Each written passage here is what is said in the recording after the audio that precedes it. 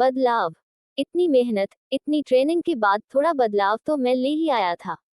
घर साफ रहता था, खाना समय से मिलता था, बच्चे चमकते हुए रहते, क्लास में फर्स्ट आते और सबसे बड़ी बात, हमारी लड़ाई बंद हो चुकी थी।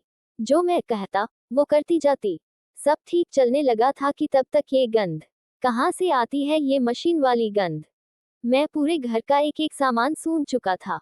नहीं, वो गंध किसी सामान में से नहीं आ रही थी। लोहे की गंध, जैसे मशीनों से आती है। बच्चे बाहर आंगन में पटाखे छुड़ाने में लगे थे। एक बार तो लगा इन पटाखों में से तो नहीं आ रही थी वो गंध।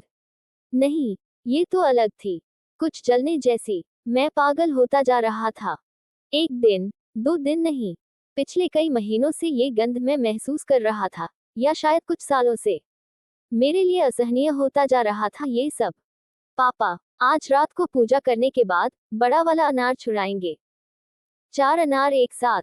बेटे ने आकर मुझे चौंकाया। मैं उसको झिड़क कर बोला, बड़ा आया 4 अनार छुड़ाएंगे, भाग यहाँ से। टी शर्ट देख कितनी गंदी है। माँ को दिखा कर आ। कोई होश नहीं, त्योहार है। बच्चे घिन्हे बने घूम रहे हैं।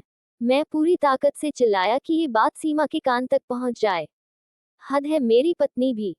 कितना दिमाग खपा चुका हूँ इसके साथ, कितना बदल चुका हूँ, लेकिन अभी भी पूरी तरह से वैसी नहीं हुई जैसा मैं चाहता था। नई शादी हुई तो घर ठीक रखने की बजाय मुस्कुराकर कविताएं सुनाती थी। पता नहीं कितनी बातें थी इसके पास। हर समय कुछ कहना, कुछ बताना, खिलखिलाना। मतलब औरतों वाले कोई लक्षण नहीं। ऐसे घर गृहस्थी चलती है क्या? आज शाम को बड़े वाले पार्क चलें। अच्छा लगता है वहाँ, खुली हवा। फोटो भी अच्छी आती है।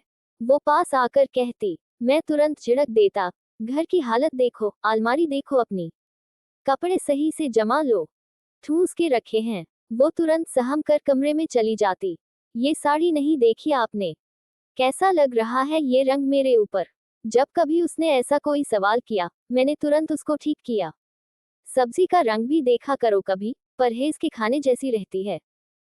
बच्चे हुए तो पत्नी में और सुधार की जरूरत लगी।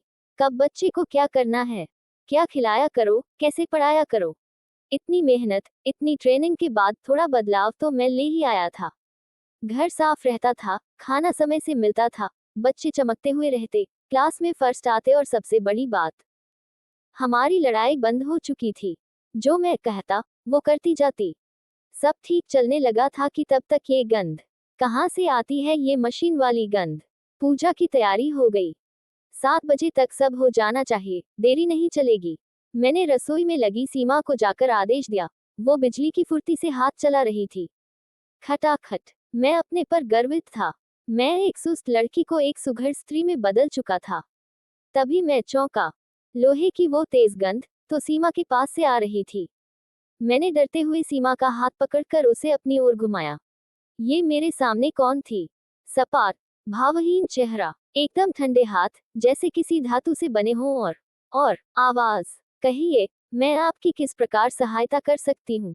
एकदम मशीनी आवाज। मैंने झटके से सीमा का हाथ छोड़ दिया। मेरी आंखों के सामने अंधेरा छाने लगा था।